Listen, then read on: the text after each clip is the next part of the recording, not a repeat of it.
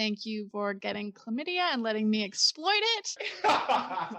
Girl. All right, I'm ready. Can you hear me now? What happened was I got on Tinder. That's usually where these stories begin, right?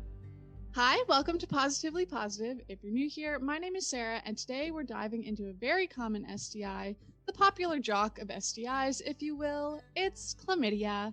We have my very first man guest, Mr. Courtney Brame, at H on My Chest on Instagram. He is the founder of the charity and podcast Something Positive for Positive People, which started as and still serves as a suicide prevention resource, bridging mental health and sexual health. We're going to chat about his experiences, and I'll get to some technical info after that. So let's talk about chlamydia, baby.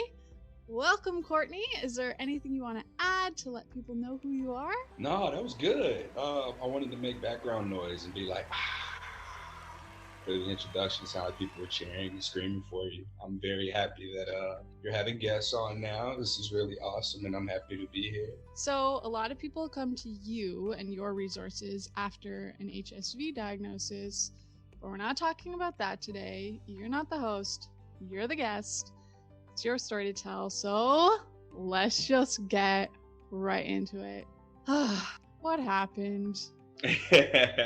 Well, what happened was I got on Tinder. That's usually where these stories begin, right? All right. Relatable. Oh, well, so to begin with, I had just gotten out of a relationship December 2019. I was in that relationship for about 2.5 years, and it was a monogamous relationship. And once it ended, I was like, all right, I don't think I'm monogamous, and tried to just explore what that experience would be like for myself and settle into a place that felt right for me and what was most fitting for what it was that I was looking for.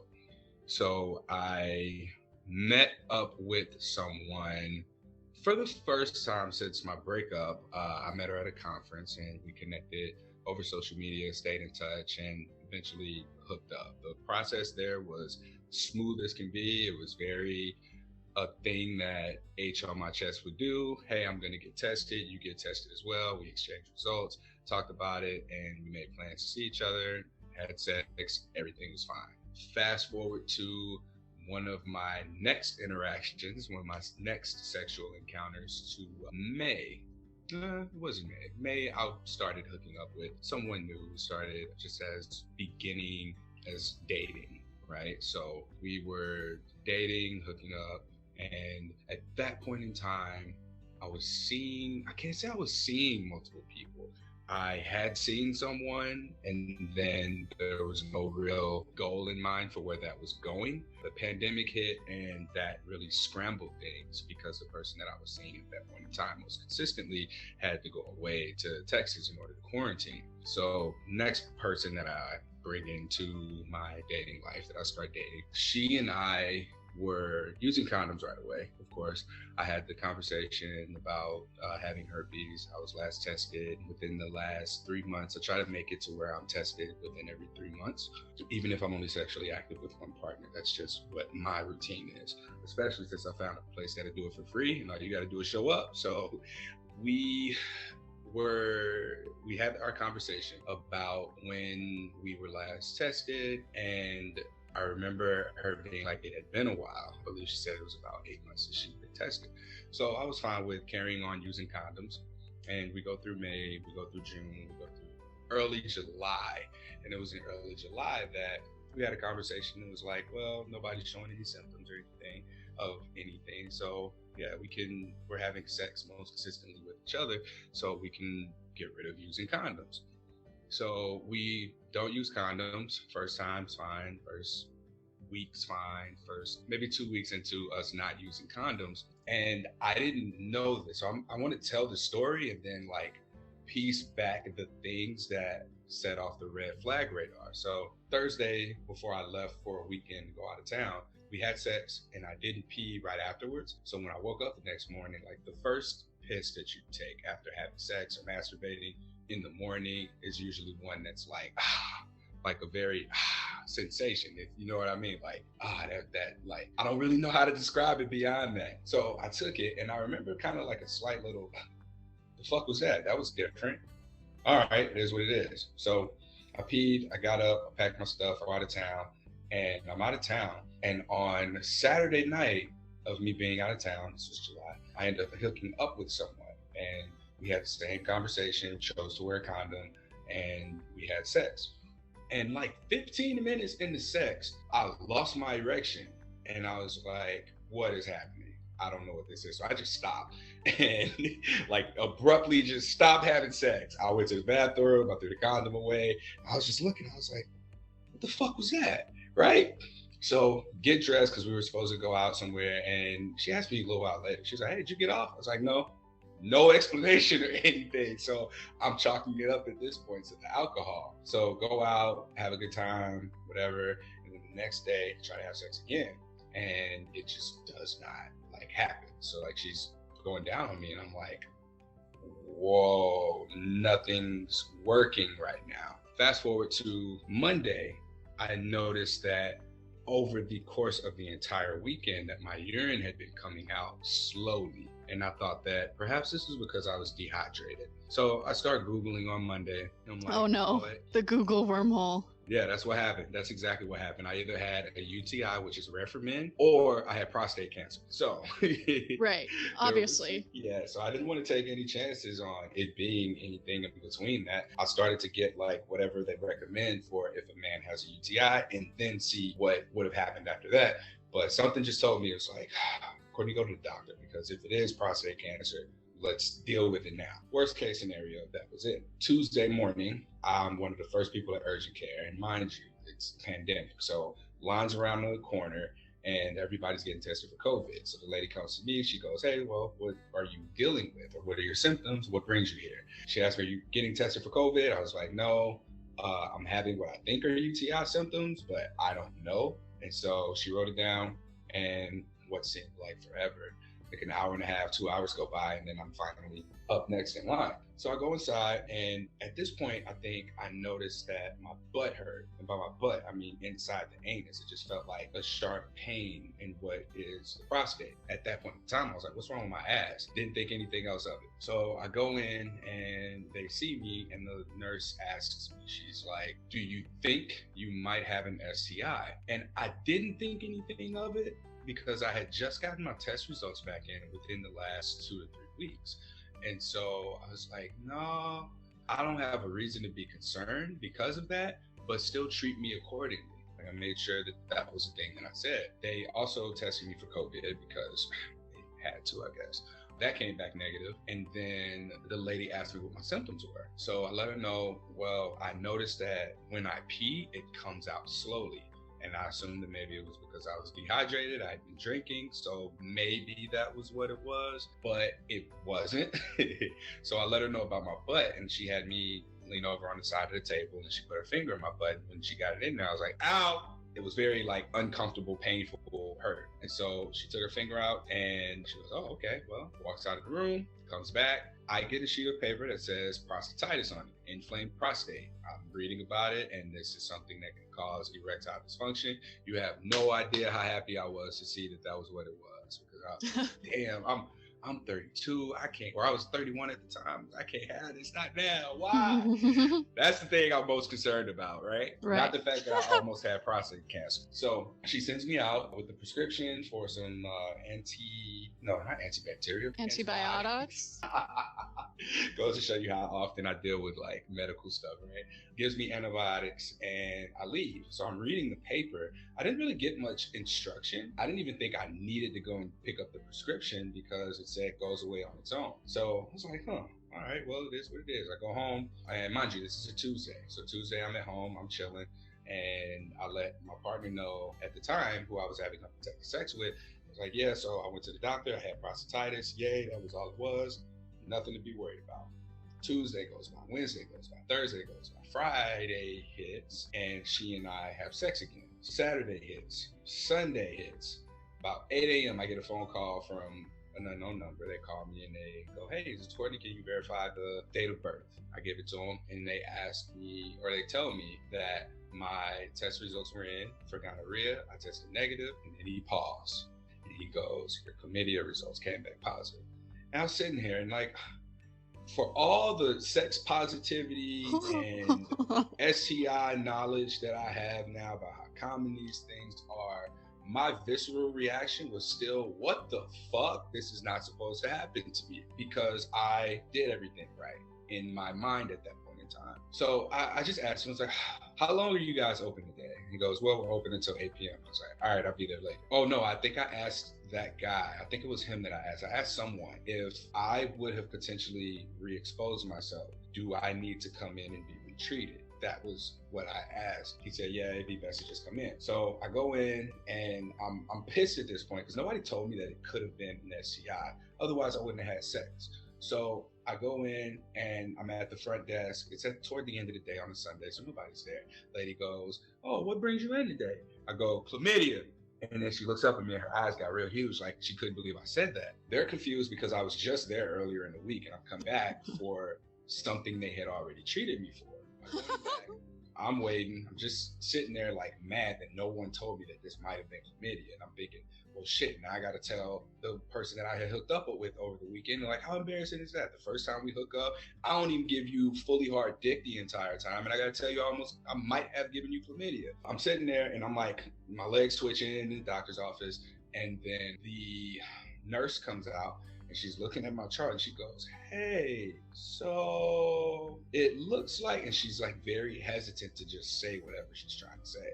So I go, yes, I was just recently treated earlier this week for chlamydia and I will have reinfected myself. I was discharged with prostatitis and I wasn't informed that I might have had an STI. She goes, oh, okay. Well, I just wanted to make sure we didn't like give you too much antibiotics. Like, what the fuck does that even mean? Didn't think anything of it. She leaves the room, comes back with the chlamydia medication, and I take it. Is this the same medication that they gave you the first time? Like, are they giving you the same thing? Okay. Yeah, there were 4 or 5 little orange or pink pills. They were orange or pink, one of the two. But for the gonorrhea treatment, I had to get a shot. Like, in case it was gonorrhea, I got a shot in the butt, and then the chlamydia treatment were the pills. So the first time I came, I got a shot and pills. They gave that to you preemptively, the chlamydia pills? Yes. Or is it the same thing to treat the prostatitis? So, interesting enough, when I did my own research at home, I found out that prostatitis is caused by a bacterial infection of 2 different types of bacteria. The root word were gonorrhea, gonorrhea or something, and then chlamydia something. I don't remember the exact words, but it was like, chlamydia was what caused me to have prostatitis, which is what caused me to go into the urgent care for treatment. So my chlamydia symptoms themselves were so mild, slow pee, that I didn't think anything of it because I had friends that told me that they had chlamydia or gonorrhea or an STI, and they were talking about bleeding from their penis or it burned when they pee. Nothing about slow urination being a symptom. When I got the treatment for the medication, I was just told don't have sex for 2 weeks, and that was it. Like, that was the end of it.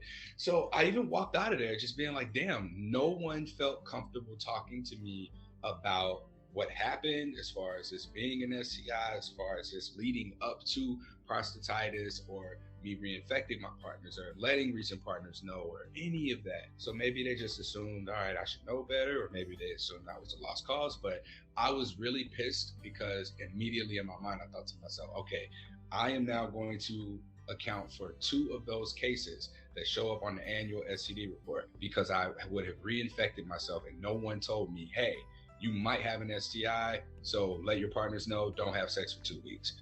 No one said that. So I get home and the woman that I hooked up with over the weekend, like, she's texting me and I'm like, shit, how am I gonna do this? So we're just making some small talk and then I had to like cut it off after 3 to 4 or 5 text exchange. And I was like, so I need to tell you that I just tested positive for chlamydia. I let her know what my symptoms were. And it was very matter of fact, like, here's what happened. This happened. You know, it's embarrassing as fuck. For me, I should know better. I should totally know better, right? And then the first time we hook up, this is what I do. And it wasn't even that good.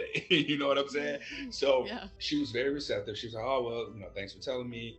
It just sucks that I got to make time to go test it. And so I just told her, well, I Venmo'd her for an at-home test kit. So I had her pay for it, and then I just sent her a Venmo for it. I felt like it was the right thing to do for me.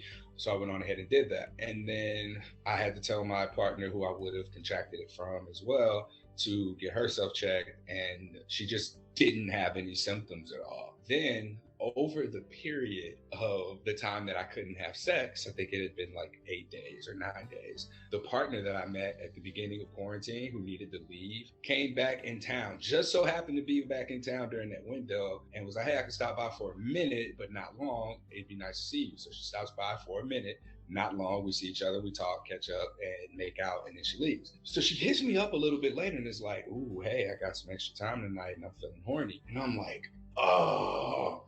So I had to just tell her, well, I just tested positive for chlamydia and I got to take the medication, and I'm in my 2-week window of where I shouldn't have sex. And so she asked a few questions, like about wearing condoms still or anything, or if I was experiencing symptoms at all. And I was like, well, I'm not sure. So I'm just going to go with doctor's orders of waiting 2 weeks. So that was where we left it off there. But it was just really embarrassing to me more than anything to not have to just tell one person, 2 people, but I had to tell a 3rd person that I had chlamydia, right? Yeah, that's rough. Yeah, so first one I get, because this was my first time being diagnosed with an STI that was curable. As you know, I have herpes, but that was way different than what this disclosure was, especially because, it just goes back to maybe I gave this to somebody else. Looking back, Thursday, when I peed, that was probably the worst of the symptoms, which wasn't even a symptom, which was that initial pain that came out when I went to pee after not having peed right after sex. So it was just like a little, like a slight knee buckle. And then over the weekend, it was just like, as much as I was drinking, I wasn't peeing a lot when I went to go pee. That was another sign. And then the erectile dysfunction was what got my attention, surprisingly, right? That was what got my attention. And then my butt just happened to start hurting when I had already made my appointment to go into urgent care facility. After my 2nd time of being discharged, I looked at the medication and it was like, you want to make sure that you clear the prostatitis completely. Otherwise, it can come back or it can be chronic. And so I had to take the medication. I couldn't drink for a month. I had to go to a wedding and I couldn't drink at the wedding. It was frustrating, but it happened. I just had to deal with it. So I take all the medication, which it was a month of the antibiotics for prostatitis. It's cleared, and then I waited a while before I went and got tested again, and it was cleared.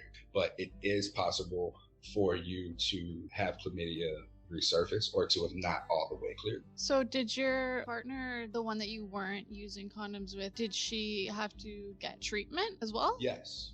So when I told her, she made her appointment right away and she was able to go in and get treated as well. She did test positive, but they treated her on the spot because she said that she had been exposed to it or that I had had it. I like to remind people that paranoia is a normal thing that comes along with STIs. From talking to you over the past year or so and following your work, I see you as someone who has boundaries and safer sex practices in place, which, as you said, STIs don't play by the rules. Has this changed any of your boundaries or practices or increased paranoia for you? Hell yeah.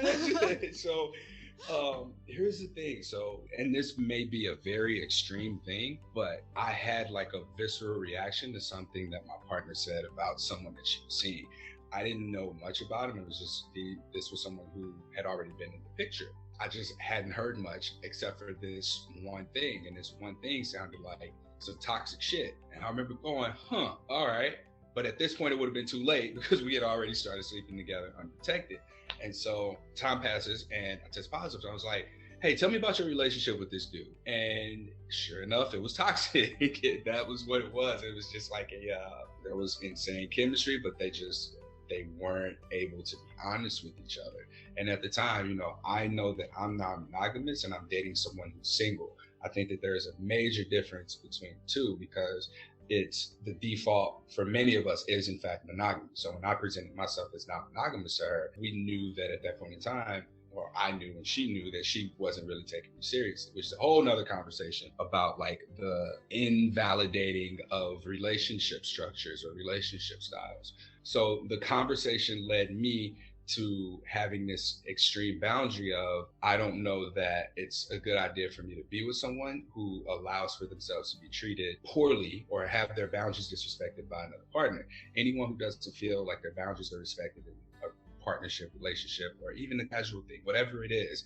I think that it's important to be able to talk to your other partners about safer sex, sexual health, period, for the simple fact that having that open streamline of communication gives everybody the trust that, all right, if someone thinks they have chlamydia or they think they have an STI, they're gonna like make the texts and calls that need to be made to be like, hey, I might have exposed you to something. This pausing, freezing of further interactions between other partners is what's gonna keep it from getting more out of hand, I guess you could say, or from that person who may not have known their status to be able to go and get treated and inform all of their partners. The petty stuff, like I can see with toxicity, you know, someone could have tested positive, gotten it, and then just been like, I'm not saying anything because I'm sure she's effing other people, so I'm gonna keep it to myself. I don't want no parts of that. If there's someone who's mistreating a partner and they're allowing it, if there's someone who doesn't have their boundaries respected, it's best that I just stay away from that completely. So that has been probably hands down the most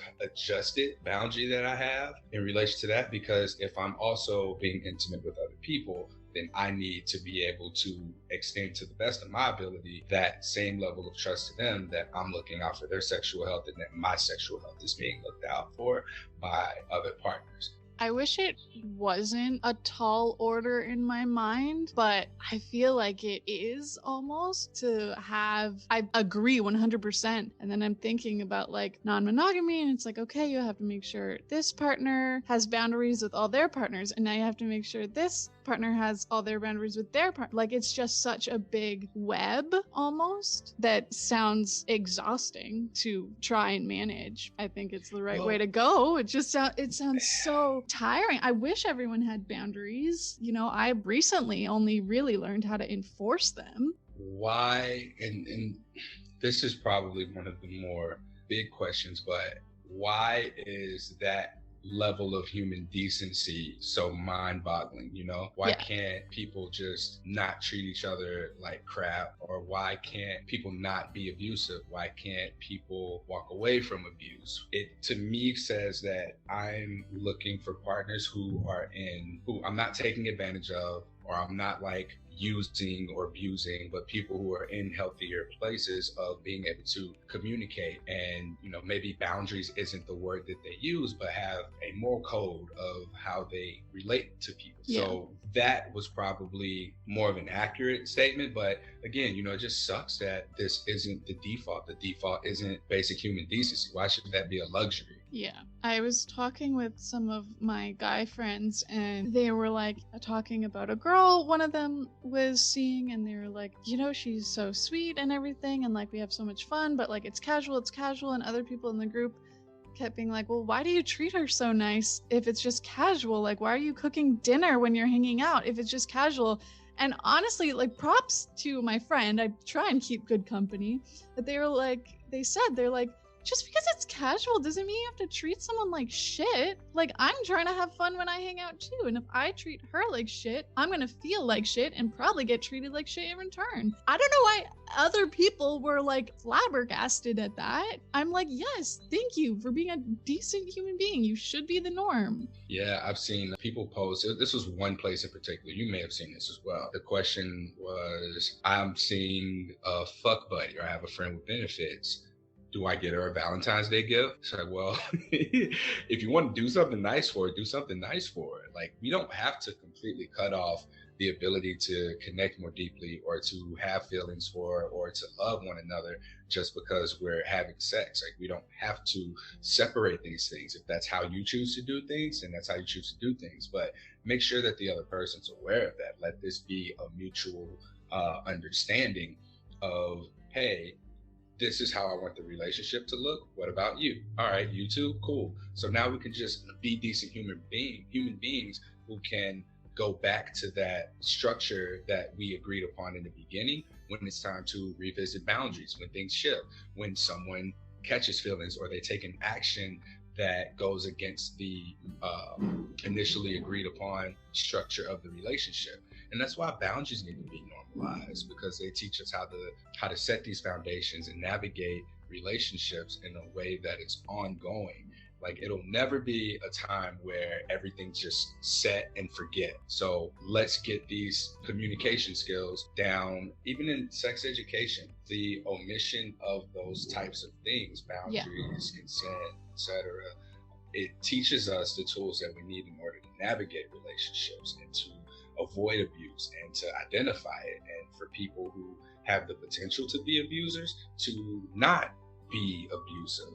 And so when we're able to manage our relationships by setting boundaries, honoring boundaries, and teach people not only to create your own boundaries, but to respect the boundaries of others, that's when we have adults that are able to do that. And it doesn't exclusively apply to sex. I have very little hope for sex ed, unfortunately. That's why I think you and I are both on the internet. But have you seen those pictures of like kindergarten classrooms where they have like, you point to how you want to be greeted today, like the high five, the hug, the handshake, like that so much. I want every kid to do that, because that's such a formative time, and you're like instantly learning boundaries and consent and like, what do I want? What would make me happy? What kind of touch would make me happy? Because I know, like, especially, I mean, I'm going to make a blanket statement for women. It's like, we don't know how we want to be touched or how we don't want to be touched until later in life. We just accept whatever is given / thrust upon us. And we're like, oh, I guess this is cool. And it's like, well, no, we should have fucking figured that shit out a long time ago. This is kind of off topic, but kind of not. I have never liked being casually touched, even like my arms or in the workplace. I'm just so not touchy, and it actually made my mom really sad when I was a kid. She tells me that I just came out of the womb and then was like, peace, woman, and I would cry when she tried to cuddle me. But I've my whole life, now that I'm older, I'm much better. I welcome it from select people, but I would always feel bad for telling people like, no, don't touch me. I thought I was the weird one and I was making this situation uncomfortable. It's like, no, I just legitimately don't like fucking being touched. And now I'm the weird one because I was never told that it was okay to say no. And it's not even in a sexual context. It's just, don't come in for a hug. I don't fucking want to hug you. And I know you and I see you 3 days a week, but don't fucking touch me. And yeah, so when I see those little like kindergarten grade 1 things, I'm like, yo, I fucking needed that because I thought I was weird for like 20 years of my life. Yeah, that is something that's completely relevant here, because not only that, but it teaches like women aren't taught to identify how they want to be touched. Men, however, are taught how women want to be touched. Women don't know what they want. Like, you're supposed to assert yourself. And that's something that we just do with no kind of resistance at all as people. Like, men especially, in positions of power, because it's like, oh, hey, sweetie, or whatever it is that you're saying to, I know, right? to a person. Because I think about it, if I'm coming over to ask a question, my intention behind it is I'm probably about to say something that's going to inconvenience you, and it's going to take away from whatever it is that you're doing. So let me welcome you with warm, gentle touch on the shoulder.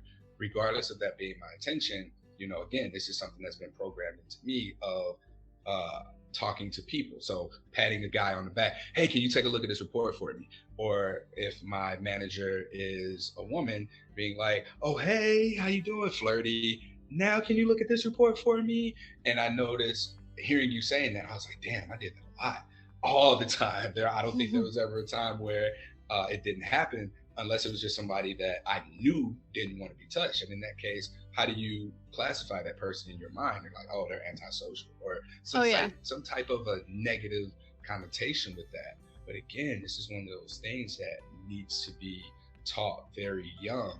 And it applies to sex, but it's not exclusive to sex. And the omission of this kind of communication skills in sex education really makes me wonder, like, what's the intention here? Because we're telling people not to have sex, knowing that they're going to have sex. We're telling them to just wear a condom, knowing that there's going to be an instance where condoms aren't used. I mean, and you even using me as an example, the first time I had sex without a condom, nobody got pregnant, nobody got an STI. So now it's like, what else did y'all lie to me about? Let me go out here and venture off and explore what else I can get away with, right? And then you do it long enough and there's no consequences or no perceived consequences. So being able to educate and say, hey, you might get an STI, you might not have symptoms with it, and just carry on that conversation outside of the comfort zone of abstinent only sex education allows for me to be someone who hears, I haven't been tested in 8 months, and then go, all right, well, you should do that before we decide to have sex, because you may have something that isn't showing any symptoms, and be able to navigate that conversation with confidence, and also, just be more informed and educated, and be able to play more safe, because like Dwayne Carter said it best, safe sex is great sex, better wear latex. You don't want that latex that I think I'm latex. I've never heard that. Have you heard the song Lollipop? I don't know. I'm terrible with song names. Look like a lollipop. Oh, yeah. Yeah, that's Dwayne Carter. Lil Wayne. Oh, okay. Lil Wayne's real name is Dwayne. Oh, my God. Oh, okay. Sorry, if you just had said Lil Wayne, then maybe I would have known. No one fucking calls him Dwayne Carter. He calls himself Dwayne Carter all the time. I never heard it. Oh, that's funny. Please leave that in. I will. So yes, there's just so much to be learned from that experience that I had, just from revisiting boundaries, and like it changed the way that I do relationships now, in a way that I feel comfortable now. If I do end up getting an STI, I feel safe knowing that I'm going to be able to take the action steps needed in order to move forward, keeping myself safer and my partner safer, or at least just as informed as they can be. Because like now that's like, I recognize what it is that I'm saying by choosing to engage in a sexual act with someone. I'm saying that, okay, well, and it's just like with COVID, if I'm engaging with someone without a mask on, or if we're closer than 6 feet, then I'm saying, okay, I am okay with if I get COVID from this person. And the same thing with sex. It's possible that I might get an STI from this person, or give this person an STI. I have to be okay with that. That's what's being said whenever we allow ourselves into these intimate interactions. So knowing that, I want to make sure that this is someone who, after, if things hit the fan, if I do test positive for something, if they test positive for something, we both feel comfortable and safe enough to go to one another for support as it's needed. Yeah. So this is kind of a blanket question. Obviously, everyone's different. You talk to a lot of people. Do you think men or male identifying people handle positive STIs? That's the one. Do you think people with penises handle positive STI results differently than people with vulvas? I think that I don't want to speak for everyone. I'll speak to the experience that I have. In my range of perspective, men don't handle these well. Men, they find out, they take care of it, and then they go on about their business. So very rationally, there's not really a, man, who could I have gotten this from? How could they do this to me? Why would they do this to me? I wonder who they were sleeping with me, who they were sleeping around with me, on with me. Who did they cheat on me with? Like, that's eliminated from your question. Dudes are like, damn, I got chlamydia. It was probably so-and-so. Let me take these pills. All right, I gotta go back to work. And that's it. Whereas with women, I've seen so much more beyond just the get it taken care of and move on about your day. It's been, damn, I wonder how long ago I got this. I wonder how it could have happened, or when it could have happened. And I bet he was sleeping with so-and-so. And then you do all the social media creeping and stalking, and you have to like have closure through a narrative. You need a response from the guy, or assuming that this is a hetero relationship, you need a response from them in order to be able to move on. But the emotions that come with it are also being dealt with. Whereas with the man, it's the male identifying person, the penis haver owner. That person is likely repressing whatever it is that they're feeling about this, but it's so just logical for them to just continue on and move forward. In relation to and I hate to use herpes as the example, considering we're talking about chlamydia, but in this case, I see that men take it really, really hard because they don't know how to deal with the discomfort of emotions, whereas women, they seem to take it hard because they're so emotional and they are able to put words to what it is that they're feeling and they identify that. With guys, it's like, I don't know what to do. I don't know what to do. I don't know what to do. With women, they're like, I'm sad. I'm hurt. I'm angry. I just want to know why. So in my experience, women have more language to their emotions and are more likely to go through the emotions and seek support. Men are likely to try and do this on their own, process it on their own, or just avoid it altogether until they absolutely have to, which would be, in the sense of with something like herpes, where you now need to disclose that. It's not something that just goes away. So now it's, I don't know, I'm confused. I just don't understand. Like, I can't comprehend. And the thing that they can't comprehend are the feelings that they have. The first part of what you said is really interesting. And I knew, like I said, the question was a blanket statement. And then the first thing you said, I was like, oh, that wasn't my experience. Like, I didn't even give someone an STI, but they found out I had one. And that's why I stopped sleeping with them. Shout out to everyone who's listened to episode 10. And like, they went off into their emotions. And I guess, yeah, they didn't handle it well. Maybe they didn't have language for it. They went into all that. Who are you sleeping with? Why wasn't it me? Like, jealousy and confusion and all these things. And I was just like, whoa. Were you surprised? Were you surprised by their response? Well, it was kind of like because at first they were really kind and gentle with me. And then like after I left, like then I started getting the barrage of like, who is he? What does he look like? Where does he live? How did you meet him? How long have you known him? And I was toxic masculinity, wow. Right? I was like, dude, you're not even mad about the fucking herpes. You're mad that I was with someone else when you very explicitly didn't want to be in a monogamous relationship with me. Like, I thought we had an understanding. If you were mad that we can't sleep together now because I have herpes, which by the way, he already fucking got cold sores a bunch anyways, like, and he never told me that. Like, this guy already had herpes. Anyways, my point was that like he did go into all that who, what, why stuff, but I think it was rooted in jealousy, not the STI, because he fucking already had it anyways. But yeah, so he was just nice and then threw a hissy fit when he didn't get what he wanted and somebody else did. The thing is, I was sleeping with him before and then I obviously stopped. Oh, what? Yeah. Oh, yeah. Did I miss that part?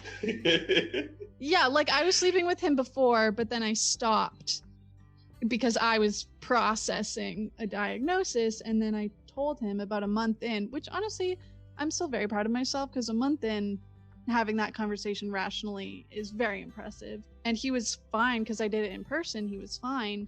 And then after, it was like jealousy, rage, confusion. And I was like, sir, no. No. And then I've told people this before. 4 months later, he like came back with like a half-assed apology in my text messages. I sent him a thumbs up and that was it. I never replied more than that. You nicer than me. I would have left him on red. Well, I didn't have red receipts, so I wanted him to know that I had received it and I didn't give a fuck. So the thumbs up, thumbs up was next best. On that note, do you have maybe 2 pieces of advice for men? Not even when it comes to handling positive results, but when it comes to handling the talk of sexual health, or anything that you just wish more dudes would talk about? Because I wish that dudes would be a part of this conversation publicly. You're one of few that I know, and I know that I'm not the only woman that just wants more dudes to talk about this. All right, so as a cisgendered straight man, when I open up the conversation about sexual health with women, you see their fucking heads explode, and not in a bad way. It's happened a handful of times where they're just like, I'm just not used to guys asking me about my STI status. Like, I don't even know what I was tested for. I just know that I got tested and everything came back negative. And the conversation extends beyond just sexual health. It also goes into some boundaries. It also goes into negotiations of what you're going to do in bed, like what's okay, what's off limits. being able to have that conversation sets a foundation for safety. And if more men knew that, less women would be surprised when someone comes along and asks them, well, what do you like? What do you want? And part of that is because we've been conditioned to, we're supposed to be confident and know what we're doing when we go into the bedroom. We're supposed to just know what women like. But the dialogue that takes place to figure that out, the exploration that takes place once you figured it out, or as you're going through the process of figuring it out, these make disclosing your STI status, it makes the conversation so much sexier than just, hey, I have herpes, do you? Hey, I want to know if you have any STIs. It's not supposed to be robotic like that. And it can potentially serve as foreplay even, but just being able to get that dialogue going, it's something that we all want to do, we all need to do. So if you want to take that concept of being a man as being a leader and being assertive, then you can apply it here and be the one who initiates the discussion about your sexual health. Be the one who initiates discussion about what's off limits. Like, how can I respect your boundaries? How can I make you feel safe? How can we have a good time in a safe, caring way, and for you to feel that you're cared for and have a pleasant experience? I'm trying to leave you with top 5 dicks, so I need to know this information like right here, right now. And that's how the conversation needs to be approached. 5 stars in the group chat. That's what you're going for. Right? Girl, if you don't say that long ass girl, or just like big eyeballs or something. But, and also, I hear from women often that a lot of guys don't do foreplay. Foreplay is just kind of like, I don't know, like a couple of minutes of oral or something. But yeah, like that's a thing. Like, dudes kind of go in jackhammer style because that's kind of what we were told, and don't consider using toys, don't use lube, like that whole, oh, I don't need lube because I'm going to get you wet. That's, you can still use lube. I wish people could see my face right now while Courtney's talking. I'm just like in disgust. Yeah, but see, and I have a unique perspective because not only have I been able to talk to so many women about their experiences through an STI diagnosis and getting to a more healed space of their sexuality and sexual experiences, and learning to assert boundaries and just how sexy it is for someone to have, honor, and respect your boundaries. If it wasn't for that, I wouldn't know shit, because it landed me into this space of having an STI, still wanting to be sexually involved with people, and having to navigate around that, like navigating around outbreaks, navigating around discomfort. You know, what are some ways that we can be with one another and have closeness and a sexual energy exchange that a body part may be off limits for in that moment, on that day, right? So the sex toys, the lube, having condoms. I'm learning about dental dams. I didn't know about dental dams until Ray came along from Positive Results, and understanding that these are things that don't inhibit pleasure. They in fact enhance pleasure, because now you're able to more freely explore in a safer way without the concern of, damn, I hope this person doesn't give me an STI, or damn, if this condom breaks, or like, you know, taking the risk. Like, when you remove a little bit of the risk of it by placing things in place ahead of time that serve as safety measures, part of that safety being communication, right? Then you set yourself up for a much more pleasurable experience between the two, or more of you. Yeah, I want to highlight, and I think end on one word you were saying over and over in that conversation, is safety and feeling safe. Oh, I thought we were going to say communication at the same time. No, feeling safe is the biggest turn on. I don't think we're ever told that. And until you figure it out later in life, I remember, like, I don't know, maybe I was in my early to mid 20s and I was like, no, that's it. Like, safety is the #1 fucking turn on. And if I feel safe, it's gonna be a good time. And like, we're all trying to have a good time. So no, like, men, you don't have to know everything. Just ask us. And when you ask questions, we feel safe. And that just leads to good sex. Courtney, thank you very much for being here. I would like to ask you to give us one brag and remind people where they can find you, your work, and your resources. I'll tell you after the show. What? No. No, I'm gonna give you something now, but I'm gonna tell you what I thought. One of my brags is that Something Positive for Positive People has launched group therapy. We recently raised $320 for our first group therapy session that took place on January 28th. We had 8 people show up. This was a peer-led support meeting that was facilitated by a licensed mental health professional. The feedback that has come in from that has led to the creation of what will hopefully be 5 cohorts of up to 12 people that each have their own licensed mental health professional that is leading these groups, so that there can be something tangible in place. Like, support groups are great, but they're only about a fraction of what it is that we need.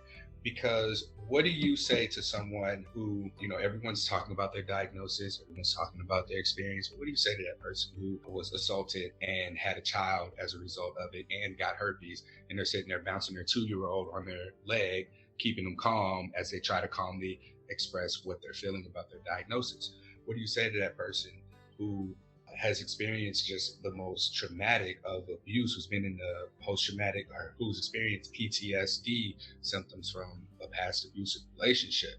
The emotions that come up after someone receives a positive diagnosis, that's the stuff that needs to be dealt with, that oftentimes just I'm not equipped to deal with. And this was what made me pursue licensed mental health professionals for help and start raising money to be able to pay them for their time so that they can facilitate this healing.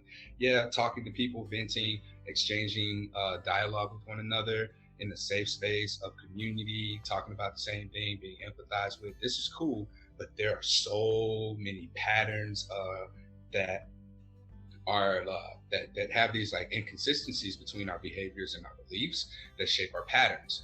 And these are the things that need to be dealt with that we're just not equipped to as peers. So for someone who has experience with trauma, who has experience with helping people navigate different mental health statuses, this is where the healing can take place. And perhaps, these healed people can go on to heal people. And these can be people who are more confident in talking through their STI diagnosis, having disclosures, and can also go off and start podcasts about their experiences so that more and more people are able to find safe havens for themselves after their diagnosis without having to go through the struggles and challenges that I had to find. It took me 4 years to find anything, and it took me 4 more years to know that there was anything else that I needed to deal with, or that I was escaping or running away from other things in regards to my mental health and the patterns that I had.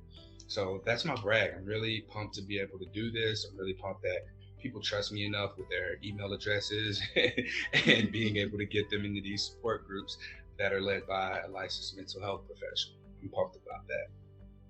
Okay, so where can they find you if they want to get involved with that? You can find me in St. Louis rolling up. Nah, I shouldn't say that because you don't know your music. I'm sorry. You can find me at www.spfpp.org. That's just the acronym for Something Positive for Positive People. And it's .org, not .com. You can also find me, I'm most active on Instagram for now, at H on my chest. Best way to get in touch with me would be through the website. If you want to reach out to be a part of this therapy, if you are someone who wants to make a donation to our efforts to provide mental health services for people who are struggling with STI stigma, if you want to share your story, even on the podcast, I host Something Positive for Positive People. Don't hesitate to reach out. Or if you want to just write in your story anonymously for the blog, Something Positive from Positive People. Perfect. Thank you so much. Thank you for getting chlamydia and letting me exploit it. And thanks for being you. And now I'm going to stop record and I'm going to get that top secret brag from you. Okay, so he's amazing, right? While I can't tell you his top secret brag, I am going to share a few things that didn't come up. First of all, chlamydia is usually tested for through urine, but it can also be tested for with swabs of the vagina, anus, urethra for penises, and the mouth. Chlamydia is bacterial, not viral, and if you just get a swab below the belt, you're not going to know if you have chlamydia in your throat or not, which totally happens.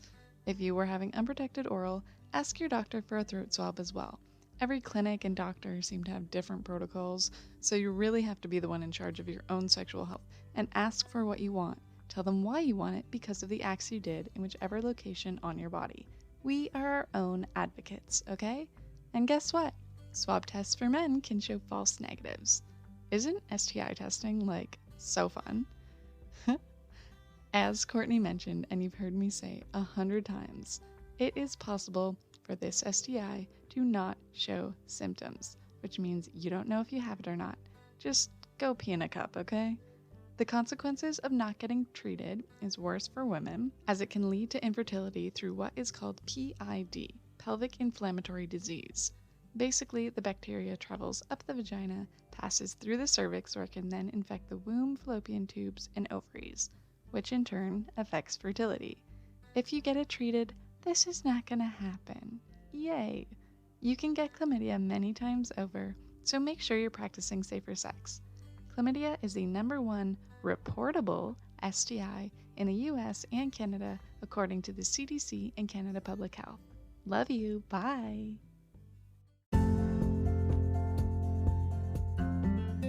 Thanks for listening. Share this link far and wide, leave 5-star reviews, and follow me on Instagram at Positively Positive Podcast. Check out the website, positivelypositivepodcast.com, for reliable HSV resources and options to support the podcast or say thanks. Buy me a coffee, join the Patreon, or get yourself a Positively Positive sticker. If you just want to say hi, email me at positivelypositivepodcast@gmail.com or leave me a voicemail on Anchor. I'm out here, okay? It will always be me reading all your messages. You are not alone. I'm living positively positive, and you can too.